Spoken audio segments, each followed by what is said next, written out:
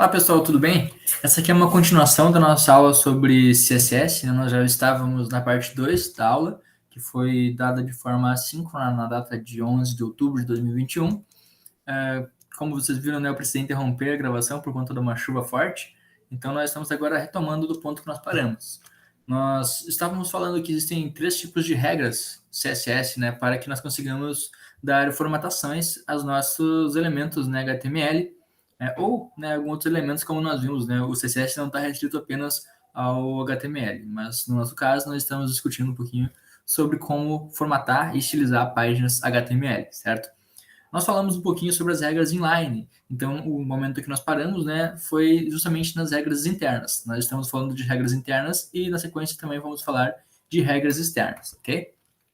As regras internas, como nós havíamos começado a conversar, né, na nossa última aula, na parte 1, na verdade, dessa mesma aula, elas são definidas dentro das tags style. Então, como o próprio nome diz, né, regras internas. Então, na mesma estrutura HTML, no mesmo arquivo HTML, nós temos internamente, né, a esse arquivo, duas tags chamadas style. Então, como vocês já lembram, né, devem lembrar pelo menos da estrutura básica, né, de um documento HTML, de uma página web, né, HTML, nós temos as tags abre e fecha HTML, né, que são as tags principais, elas estão omitidas agora nesse trecho de código que estou mostrando para vocês, e o elemento, né, a primeira tag esperada lá no início, né, no topo do nosso código HTML, é justamente as tags head, né, são as tags que delimitam onde que está nosso cabeçalho, né, então é a cabeça, né, a head do nosso código.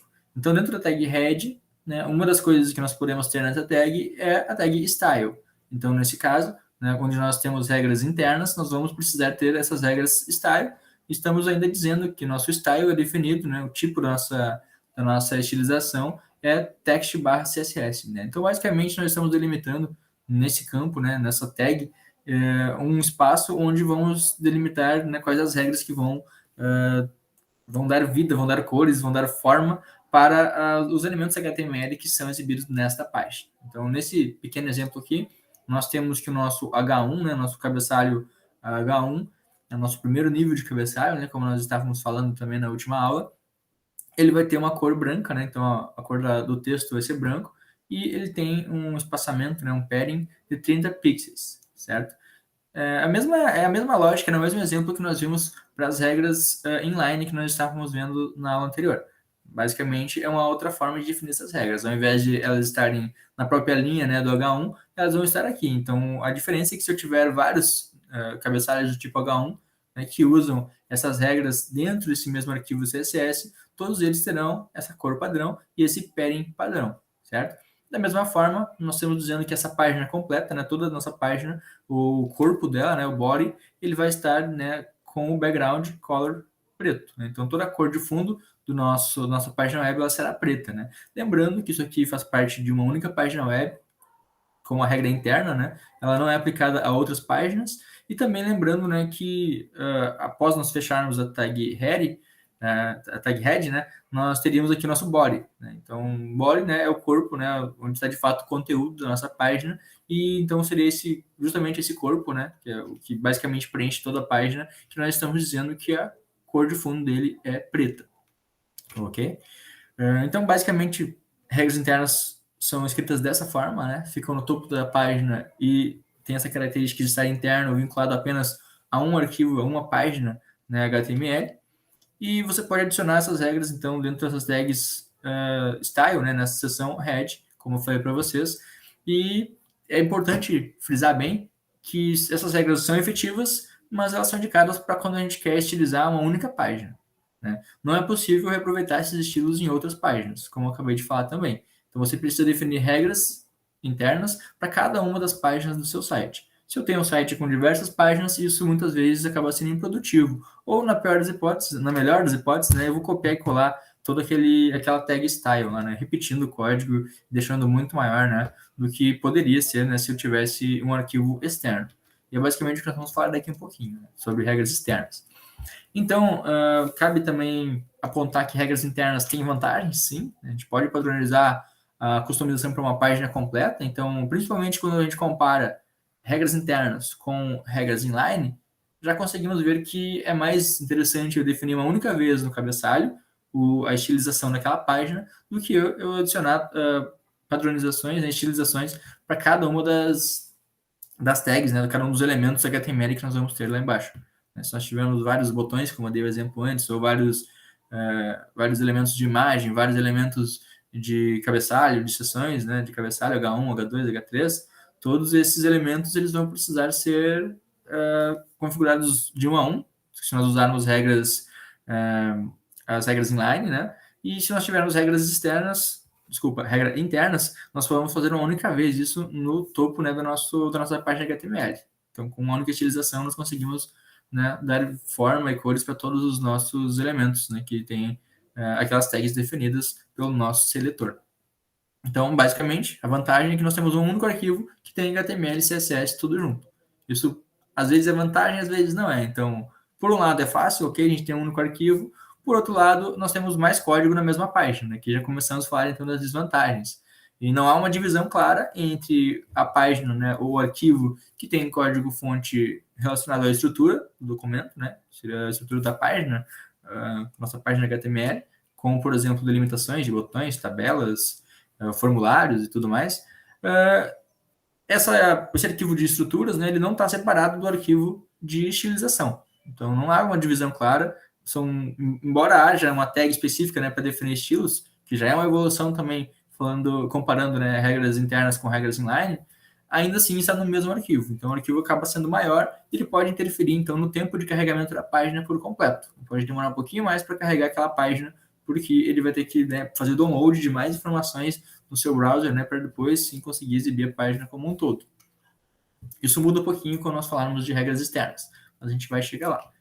Então, uma regra externa, né, agora chegando lá, elas são definidas em um próprio arquivo, como o próprio nome diz, né, regras externas. Tem um arquivo próprio externo ao código HTML, onde esse arquivo ele abriga, né, todos os nossos seletores e as nossas propriedades e valores, né? Então, por exemplo, temos um arquivo chamado estilo CSS, né? Então sempre tem que ter o ponto CSS para delimitar, né, qual é a linguagem, né, que está sendo usada para definir aqueles estilos. Então, de praxe que nós chamamos, né, por exemplo, estilo, arquivo, seja qual for o nome do arquivo, mas sempre ponto .css, com essa extensão de arquivo.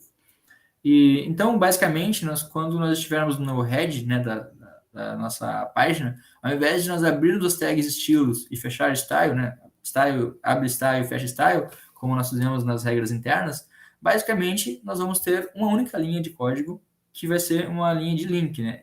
Link, hell, né? A gente vai dizer que o tipo, né, de link que nós estamos fazendo é uma folha de estilos, então é o style sheets, e do tipo text CSS, né, similar ao que a gente fez antes, quando nós tínhamos a tag style, né, dentro das nossas regras internas, e vamos dizer, né, que a URL, a referência, né, fica nessa página, né, o arquivo externo, né, que nós estamos adicionando aqui, ele tem o nome de estilo.css. Né? Geralmente, quando nós apontamos apenas o nome do arquivo, significa que tanto o arquivo HTML quanto o arquivo CSS, eles estão no mesmo diretório, né, no mesmo nível de diretório.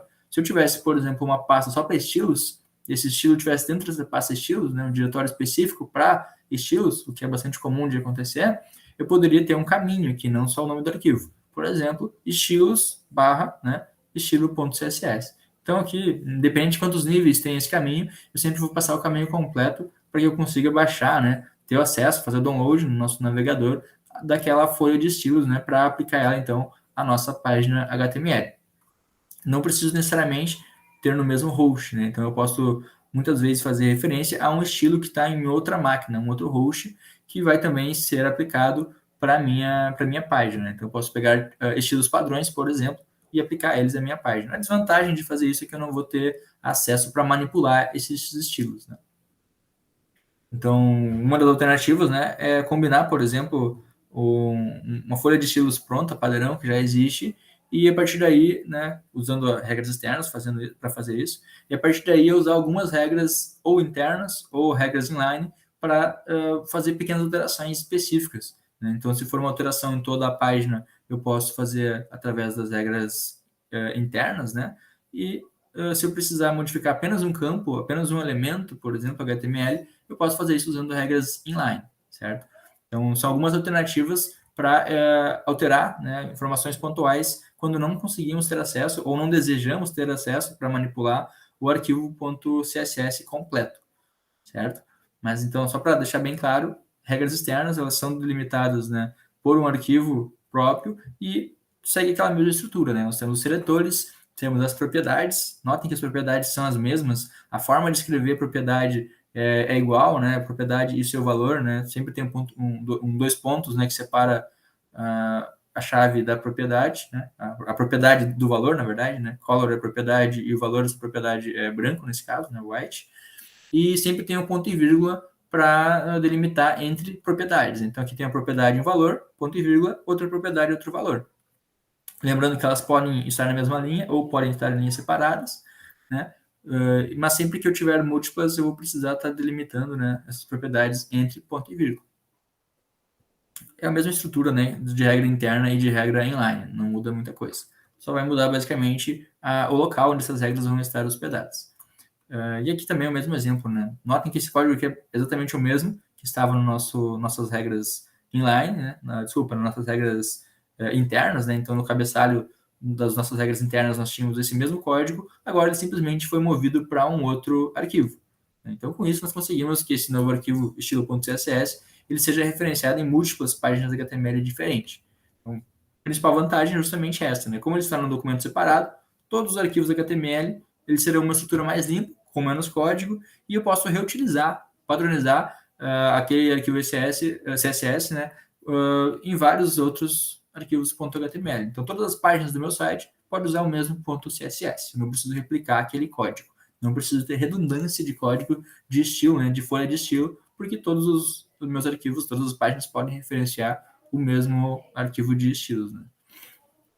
Como desvantagem é que muitas vezes as páginas elas acabam tendo uma visualização um pouquinho incompleta quando eu acesso a página e ela ainda está baixando, ainda está fazendo download dos arquivos .css, né? Então, notem que eu falei dos arquivos, ou seja, eu posso ter ou um arquivo ou vários, né? Às vezes é comum que projetos grandes, principalmente, tenham uma série de arquivos de estilo, né? Então, eu posso adicionar várias linhas que referenciam vários outros arquivos dentro do cabeçalho, né? Então, eu posso ter arquivos CSS para determinadas seções específicas, enfim, cabe, né, para o front-end, né, o programador, definir como ele vai organizar as folhas de estilo, mas podem existir várias. Então, se eu acessar, né, a página e no primeiro momento ela fazer o download apenas do código HTML, ela pode mostrar a página um pouco desconfigurada, né, um pouco incompleta durante o carregamento, né? Mas normalmente, quando não é uma página muito pesada, não tem muita carga de estilo, né, essa informação acaba logo sendo carregada, né, e principalmente se a conexão não está tão lenta também, e a página volta só a visualização normal. Então, essa é uma das desvantagens. Por outro lado, né, se nós tivéssemos as regras internas, nós teríamos uma demora para carregar a página por completo, né? Então ela não mostraria nada enquanto todo o conteúdo não tivesse sido exibido, né, baixado e exibido. E aqui nós mostramos a estrutura, né, nas regras externas, e uma vez que as regras são carregadas desse arquivo externo, essas estruturas vão ter uma leve, né, uma leve não, na verdade, uma mudança completa, né, na forma com que elas são recebidas, porque o CSS ele pode, né, estabelecer uma forma de visualização bastante diferente do que apenas o HTML, né, sem estilos, irá mostrar a vocês. Outra desvantagem é que se eu usar muito, né, acaba sendo, na verdade, a mesma coisa, né? O carregamento, a página pode ficar incompleta, né? Ou se eu tiver muitos arquivos, o tempo de download do site por completo também, né? Ele vai ser mais lento. Então, basicamente, as duas desvantagens são combinadas em uma só. Elas são recorrentes, normalmente, quando nós temos muitos estilos e a conexão está muito lenta, né? Então, vai demorar para ter aquele download, o tempo vai ser maior e a nossa página pode ficar incompleta durante esse tempo, né? Enquanto os arquivos não estão carregados ainda, certo? Então, basicamente é isso, né? Agora finalizamos as 3 formas de regra, e aí fica a tarefa, né, para vocês me falarem qual tipo de regra CSS vocês usariam, né? Qual ou quais, né? Se vocês acham que mais um dos tipos é interessante, vocês podem justificar, né, quando usariam um tipo ou quando usariam outro tipo, se vale a pena combinar tipos, né? Então, nós temos um tutorial aqui, né, da Hostinger, que é uma das dos sites que você pode contratar planos de hospedagem, domínios e tudo mais. Então, eles têm alguns tutoriais, né? E um deles é justamente esse, né? Que mostra a diferença entre estilos CSS, né? Então, tem o CSS Inline, que é a seção que está aqui, mas se vocês rolarem para cima e para baixo, ele vai falar também do CSS das outras formas, né? O CSS interno ou externo, né? Na verdade, são os tipos de regra que existem, né? Então, aqui tem uma explicação mais detalhada, mas é basicamente o que nós conversamos na aula. Essa aqui é uma leitura recomendada, opcional, talvez ajude vocês, principalmente se não ficou claro alguma coisa que eu falei, mas com o conteúdo que nós vimos na aula, né, esse conteúdo já é necessário, já é suficiente para que vocês consigam responder, né, essa tarefa. Vou estar adicionando no Moodle, então, essa tarefa e também uma última tarefa, né, em relação à parte interior, né, da aula, que tem a ver com a acessibilidade, né?